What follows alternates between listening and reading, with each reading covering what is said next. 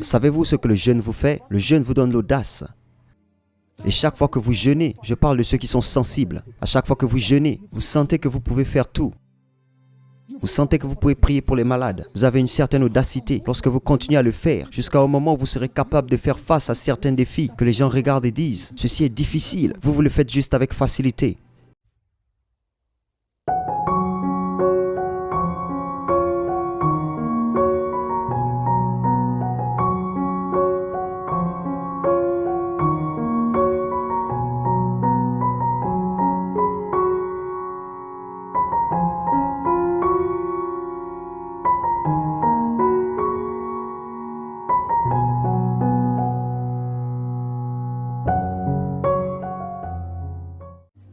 L'Église primitive du 1er siècle, 2e siècle, 3e siècle, 4e siècle jusqu'aux âges, ils ont tous jeûné. Tous les gens qui ont eu un impact, ils ont tous jeûné.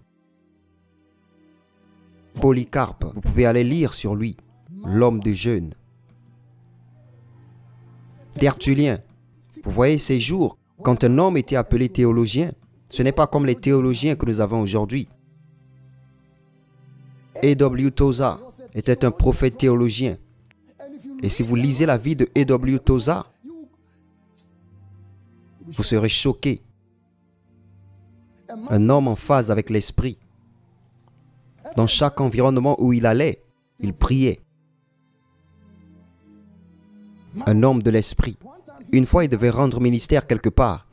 Il a prié et trop prié. Et son temps pour rendre ministère était écoulé. Et ils ont mis un autre ministre à sa place. Et plus tard, il est venu et a dit « Je suis désolé. Il y avait d'autres rendez-vous qui ont pris mon temps. » Je lisais, j'ai baissé la tête en honte. Parce que lorsque nous prions, nous regardons notre temps. Et après 10 minutes, vous dites « Vous êtes fatigué. » Seigneur, utilise-moi comme ça. Martin Luther. Combien de vous ont entendu parler de Martin Luther, l'homme que Dieu a utilisé pour dévoiler la révélation qui est entrée dans l'âge des ténèbres? La justification par la foi, elle est sortie par Martin Luther King. Vous pensiez que c'était juste une lecture, vous n'avez aucune idée. L'homme était un homme de jeûne et un guerrier de prière. Il était vendu au jeûne et à la prière. John Calvin, combien de vous ont entendu son nom? Le calvinisme. Cet homme était un homme de jeûne, en matière de jeûne et de prière. John Knox, Praying Hyde. Il y avait un gars qui s'appelait Praying Hyde. L'homme a prié jusqu'à ce que la prière est devenue son surnom. On l'appelait Praying Hyde. Charles Finney. Vous pouvez aller vérifier à propos de cet homme. Cet homme était un homme dangereux. Avant d'entrer dans la ville, il prenait des jeûnes secs, sans nourriture ni eau pendant 3 jours. Lorsqu'il entrait dans la ville, à des kilomètres avant d'arriver à la ville, les gens sont transformés par l'esprit. Et certains seront convaincus de péché. Et ils pleureront dans le brisement, en pleurant et en suppliant Dieu de les sauver pour le salut. Ils n'arrivaient même pas encore à la ville. À des kilomètres.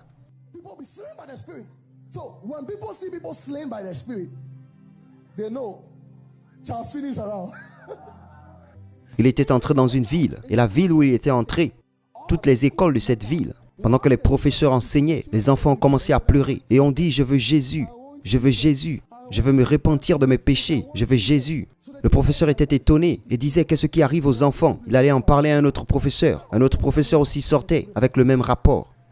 Et ils allaient chercher les autres professeurs. Les autres professeurs venaient aussi avec le même rapport. Tous les enfants pleuraient. Et les enfants se sont réunis. Charles Finney est venu et les a conduits tous à Christ.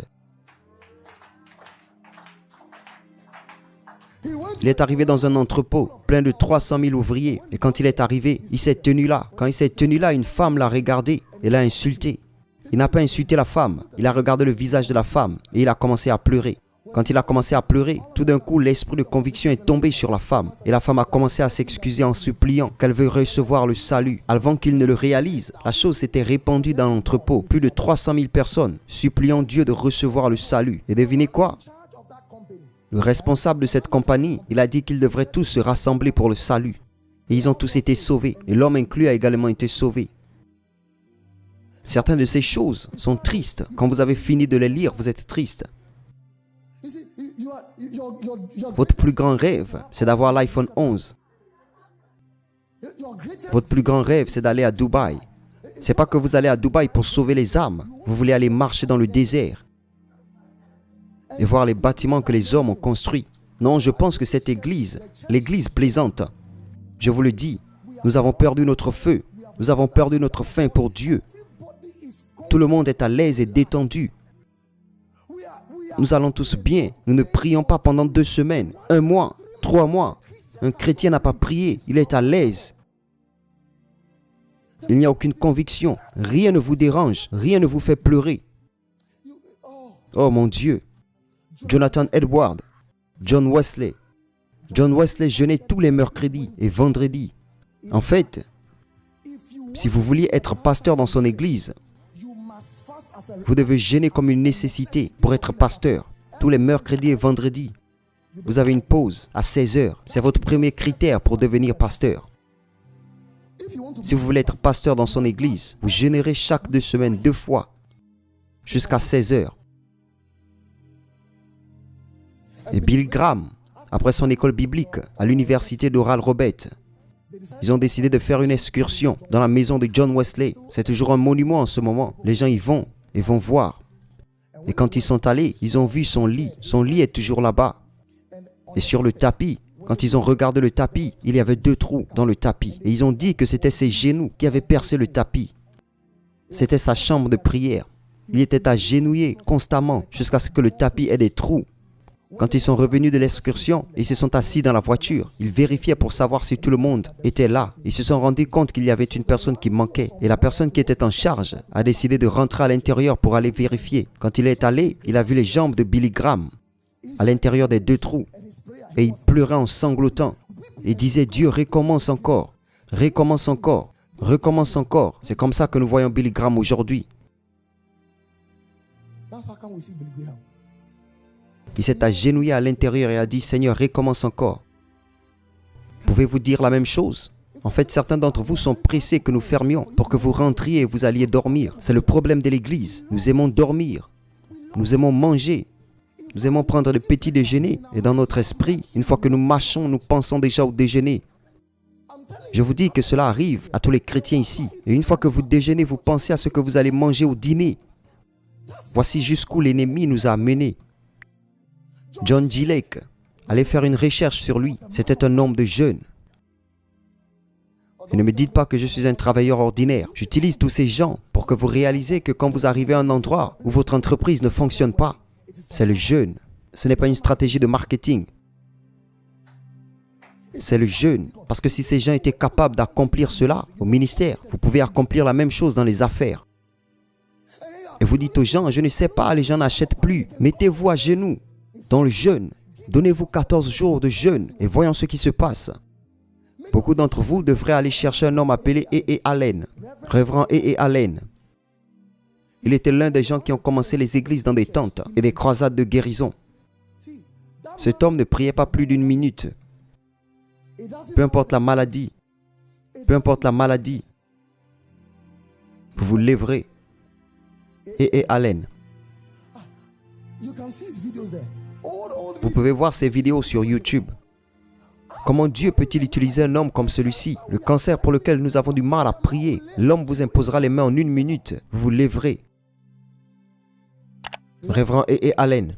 Il a été enregistré qu'il y avait une personne qui avait un problème. Son problème était que sa peau était comme un reptile. Et ils l'ont amené à lui et il a embrassé et prié pour lui. Au moment où il a retiré ses mains, il avait une nouvelle peau. Ces gens ne sont pas normaux. Il y avait un bébé qui avait 26 maladies. 26 maladies lorsqu'il était né. La langue était sortie. Ses jambes étaient croisées à l'intérieur. Ses jambes étaient ses genoux.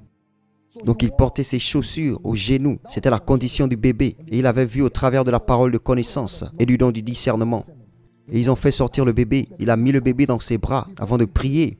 Il a entendu les cris du bébé. Le Seigneur était en train de restaurer l'enfant. La langue était retournée dans la bouche. Le bébé avait été guéri. Et lorsque le bébé avait vu la mère, il a pleuré. Maman, pour la première fois, le bébé a commencé à parler. E.E. Allen. J'ai regardé une de ses vidéos quand il priait pour un homme qui avait une pneumonie très sévère et dont environ 6 de ses côtes avaient été retirées à cause de cette condition. Il a prié pour l'homme instantanément. Toutes les côtes sont revenues.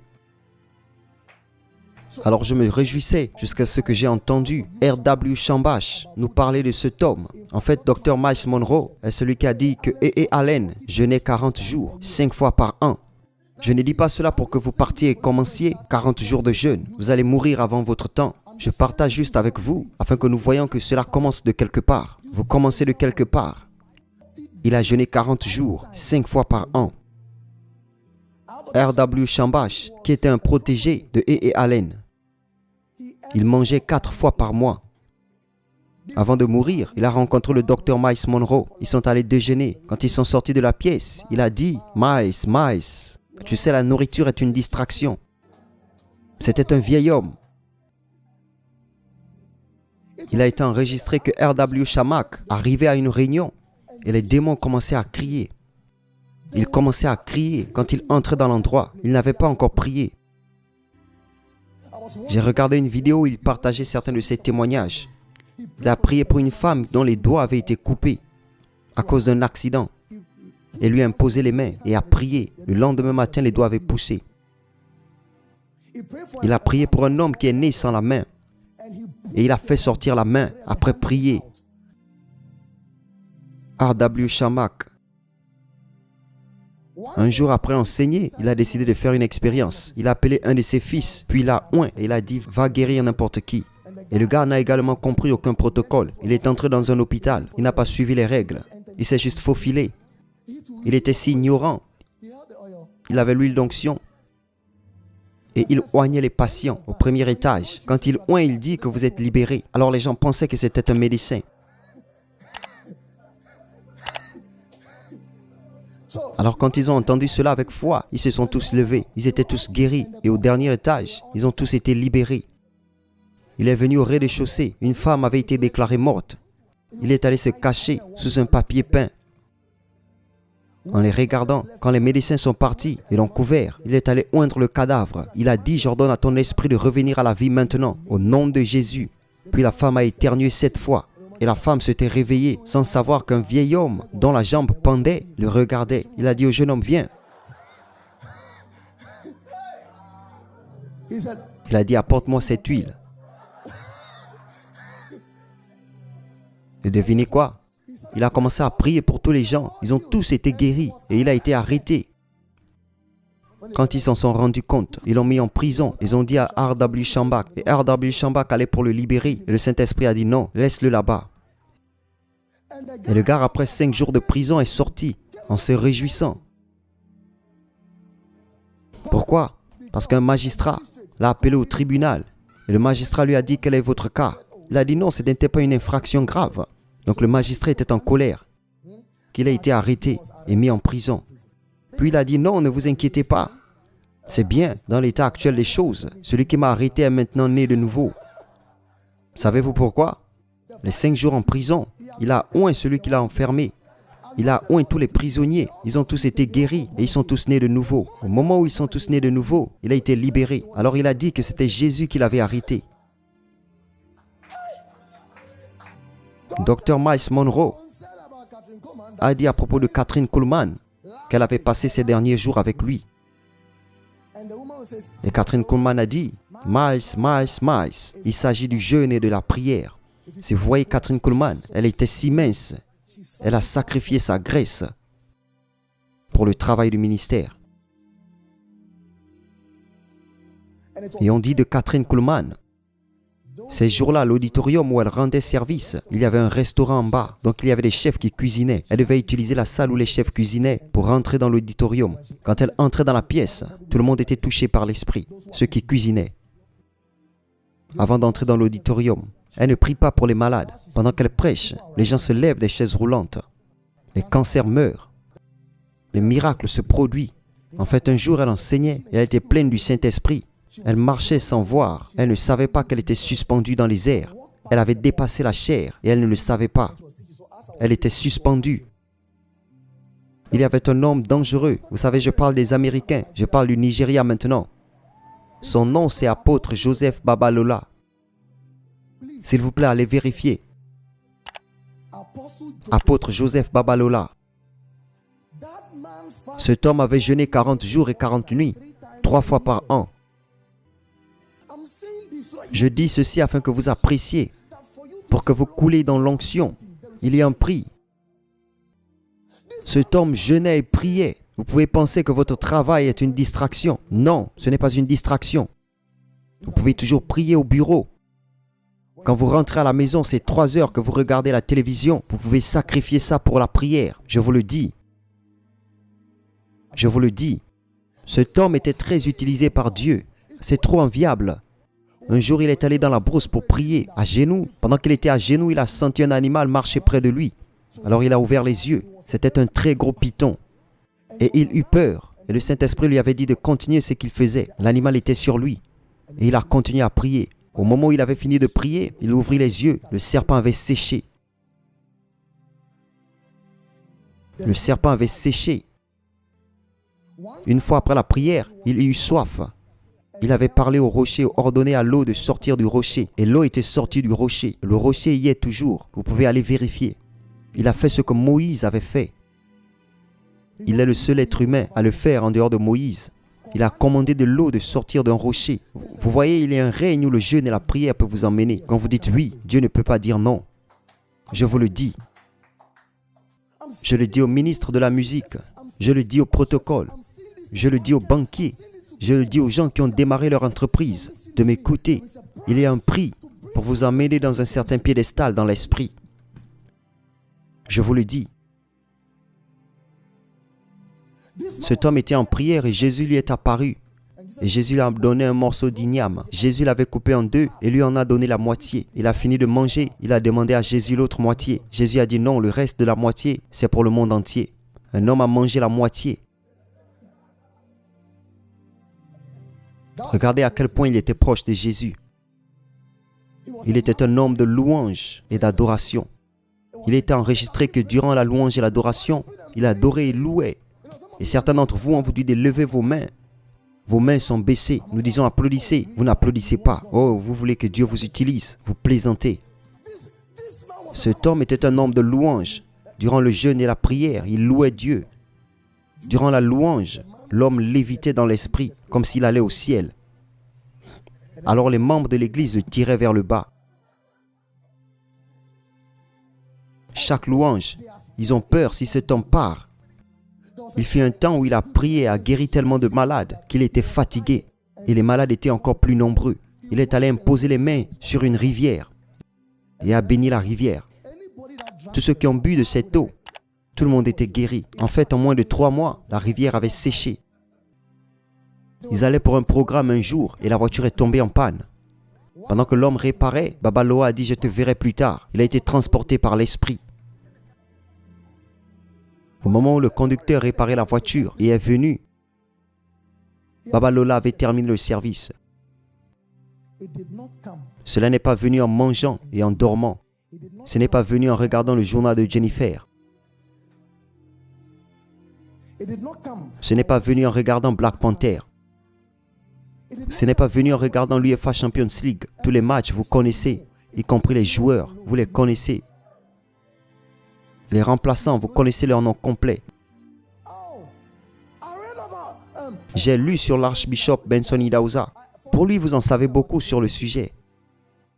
Il y avait quelque chose d'incroyable que j'ai lu. C'était un homme de jeûne dangereux. Je vous le dis, un homme de jeûne dangereux. Une fois, il est allé dans un endroit où quelqu'un était tombé du 7e étage. La personne a atterri, sa tête était ouverte en deux. Ils l'ont emmené à la morgue et il est arrivé là-bas. Il a dit de le couvrir avec le tissu et il a imposé les mains sur la tête.